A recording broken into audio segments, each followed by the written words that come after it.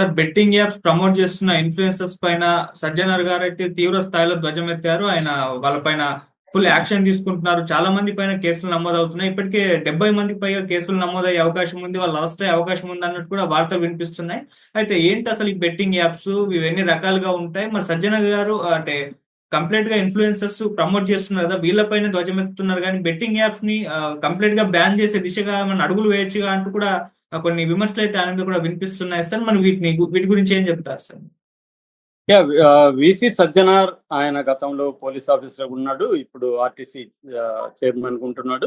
So ఆయన betting apps మీద ఉద్యమం చేద్దాం, బెట్టింగ్ యాప్స్ ప్రమోటర్ల మీద, బెట్టింగ్ యాప్స్ మీద కాదు, బెట్టింగ్ యాప్స్ ప్రమోటర్ల మీద పోరాటం చేయాలి, ఉద్యమం చేయాలని పిలిపిస్తూ చేస్తున్నాడు. ఆయన దెబ్బకి already local boy Nani arrest అయ్యాడు. భయ్యా సన్నీ యాదవ్ మీద కేసులు పెట్టారు. సుప్రీత, ఆమె సురేఖవాణి కూతురు, ఆమె పబ్లిక్ గా క్షమాపణ చెప్పింది. హర్ష సాయి మీద ఆయన పోరాటం స్టార్ట్ చేశాడు. వినయ్ గురు, పరేషాన్ బాయ్స్, తర్వాత డేరింగ్ గోపాల్, విజుగౌడ, శ్రీధర్ శాప, ఇలాంటి అనేక మంది ఇన్ఫ్లుయెన్సర్స్ బెట్టింగ్ యాప్స్ ని ప్రమోట్ చేస్తున్నారు అని ఆయన మాట్లాడుతున్నాడు. వీళ్ళందరి మీద ఆయన పోరాటం మొదలుపెట్టాడు.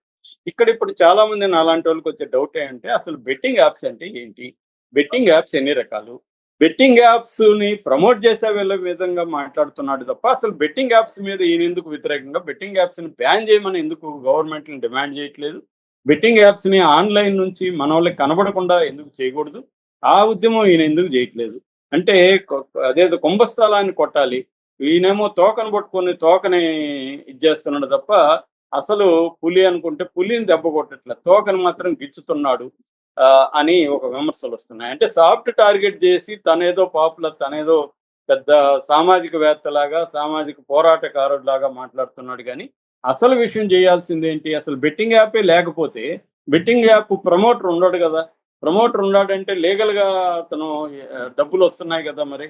సో ఈ కన్ఫ్యూజన్ అయితే ఉంది. ఆయన క్లియర్ గా బెట్టింగ్ యాప్స్ అంటే ఏంటి, ఎన్ని రకాలు ఉన్నాయి, ఈ బెట్టింగ్ యాప్స్ ని ప్రమోట్ చేసే వాళ్ళని నేను ఎందుకు టార్గెట్ చేస్తున్నాను, అది కూడా యూట్యూబర్స్ నే ఆయన టార్గెట్ చేస్తున్నాడు. పెద్దవాళ్ళు ఉన్నారు, ధోని, విరాట్ కోహ్లీ, సౌరవ్ గంగూలీ, మనోజ్ బాజ్పాయి, ఇలాంటి వాళ్ళంతా కూడా చేస్తున్నారు. వాళ్ళని ఎవరు ఈయన టార్గెట్ చేయట్లేదు. ఇక్కడ చూస్తే సాఫ్ట్ టార్గెట్స్ వీళ్ళందరూ పిల్లలు, బచ్చాలు వీళ్ళు. పాపం ధోని మీద ఇలా కేసులు పెట్టి పోలీసులు అరెస్ట్ చేయగలరా, విరాట్ కోహ్లీని అరెస్ట్ చేయగలరా, వాళ్ళందరూ చేస్తున్నారు కదా ఈ ప్రచారం.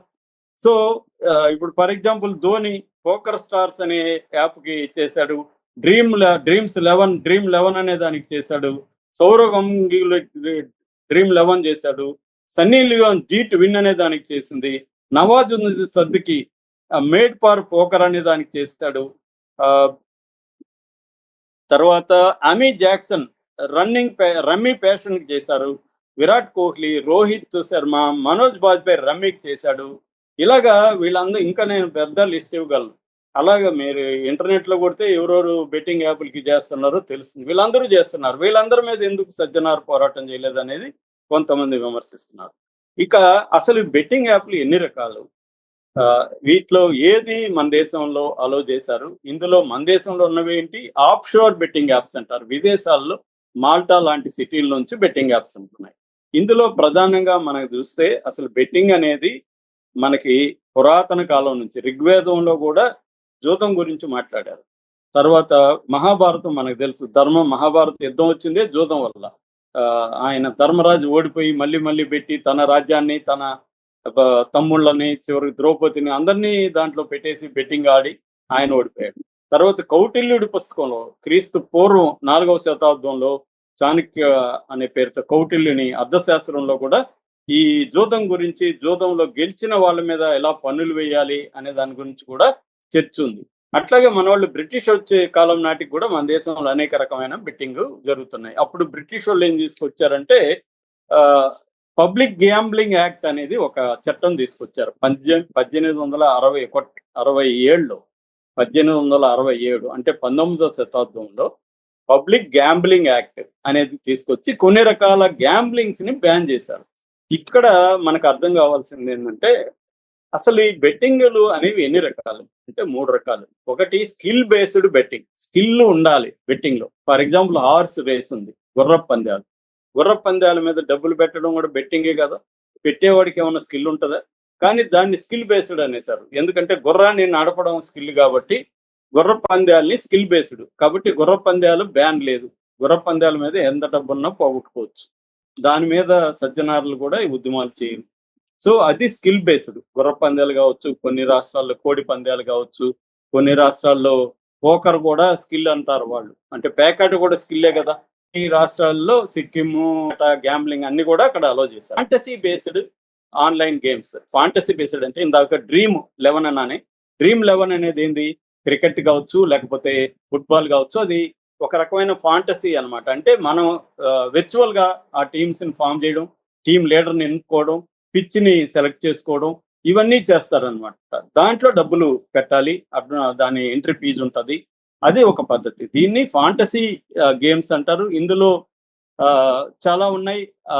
అడ్డా 52 ఉంది, రమ్మీ సర్కిల్ ఉంది, తర్వాత ఫాంటసీ స్పోర్ట్స్ ఉన్నాయి, A23 ఉన్నాయి, మై సర్కిల్ ఉంది, డ్రీమ్ 11 ఉంది, ప్యారీ మ్యాచ్ ఉంది. ఇలాంటివి ఫాంటసీ ఉన్నాయి. ఇది కాకుండా chance based betting apps. Chance based అంటే ఇప్పుడు పలాని గేమ్ లో ఎవరికి ఇండియా గెలుస్తుంది, మన ఇండియా గెలుస్తుందని మనం బెట్టింగ్ పెడతాం. ఇండియా గెలుస్తుందో లేదో మనకు తెలియదు, ఛాన్స్ తీసుకుంటున్నాం అంతే కదా. ఆ రిజల్ట్ మీద మనకేం కంట్రోల్ లేదు, మనకేం నాలెడ్జ్ లేదు, ఆ పిచ్ ఎలా ఉంటుంది ఇవన్నీ మనం ఊరికే చదవడమే. దీన్ని ఛాన్స్ బేస్డ్ అంటారు. సో మన దేశంలో skill based and fantasy based games కి బ్యాన్ లేదు. ఓన్లీ ఛాన్స్ బేస్డ్ బెట్టింగ్స్ మాత్రమే బ్యాన్ ఉంది. దీనికి సంబంధించిన చట్టాలు ఏమేమి ఉన్నాయంటే, ఇప్పటికి కూడా పాత చట్టం పబ్లిక్ గ్యాంబ్లింగ్ యాక్ట్ 1867 ఉంది ప్రధానంగా. అది కాకుండా మనకి ఐటీ యాక్ట్ 2000 లో వచ్చిన ఐటీ యాక్ట్ 69A బ్యాన్ చేస్తుంది. అట్లాగే కన్జ్యూమర్ ప్రొటెక్షన్ యాక్ట్ 2019 ఉంది. అట్లాగే ట్యాక్స్ లాస్ IGST యాక్ట్ ఉంది, తర్వాత ఇన్కమ్ ట్యాక్స్ యాక్ట్ ఉంది. ఈ యాక్ట్ల వల్ల కొన్ని యాప్స్ ని బ్యాన్ చేస్తున్నారు. ఇవి కాకుండా స్టేట్ లాస్ ఉన్నాయి.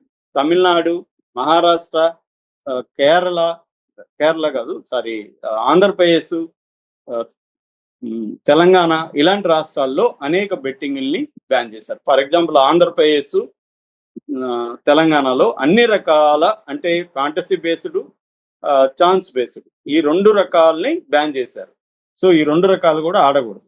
కానీ ఆఫ్షోర్ బెట్టింగ్ యాప్స్ కొన్ని ఉన్నాయి. ఇప్పుడు Parimatch, IX bet, Mahadev app, తర్వాత బెట్ 365, బెట్వే, ఇలాంటివి ఆఫ్షోర్ నుంచి వస్తున్నాయి వేరే దేశాల నుంచి. కానీ ఇక్కడ చట్టాలు వాటికి వర్తిస్తున్నాయి. ఇక్కడ వాళ్ళు ట్యాక్స్ కడుతున్నారు.